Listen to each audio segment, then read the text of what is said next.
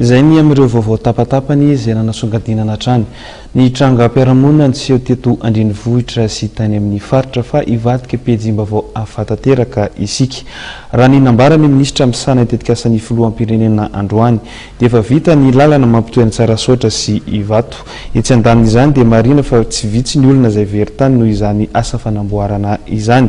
Efa nazahoana ny fankataovan'ny ministera roa tompon'andraikitry ny fanorenana ireo olona very tany ireo. Araka izao fanadidina manaraka izao.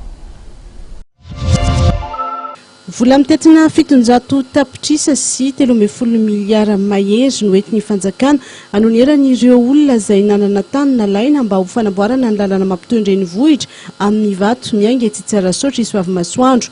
Mbola misa eo amin'ny 700 eo no olona voakasika izany fanoneran'izany. Efa andalana rehefa nahazo ny fankatoavan'ny ministra Rotonta dia ny ministra misana ny tetikasan'ny filoham-pirenena sy ny ministra ny teti-bola ity resaka onitra ity. Ny fanjakana mora ohatra ka hoe nakan'ireny tsy hoe naka mamekona fa vidy na manome tambiny arakarak'izay fananana nisy teo ambonin'ireo tany ireo.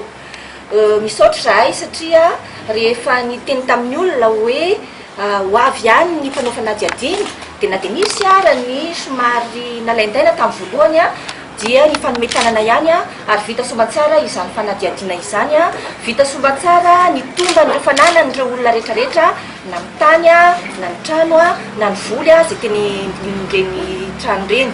Raha mikasika ny fanamboarana ny lalana manokana moa dia nilaza ny ministra misana ny tetikasan'ny filoham-pirenena androany fefa vita izy io fa eo amin'ny fanatsarana sy ny fanamboarana ny fiarovana azy no sisa atao. Efa vita ny lalana re manamboatra azy manatsara azy tsika izao hoe ataona kosy tsaratsara kokoa mba hahafahan'ny tôbila mba tsy miderapy, asiana jiro eny amin'ny sisiny, asiana trasy hoe mba tôbila rehefa mandalo amin'iny dia mba tsy mangalatra makary amin'ny ilany makary. Zay sisa namboarintsika amin'ireo lalana ireo. Fefa vita manatsara azy tsika izao manao fanatsaran'ilay lalana. Tsy maintsy ho vita milohan'ny fivoriam-ben'ny firenena amin'ny teny am-panina manontolo ny teny frantsay io lalana io ary toy izany ihany koa ireo fotodrafitrasa rehetra voatokana andraisan'ireo fivoriam-be hoy hatrany ny ministra.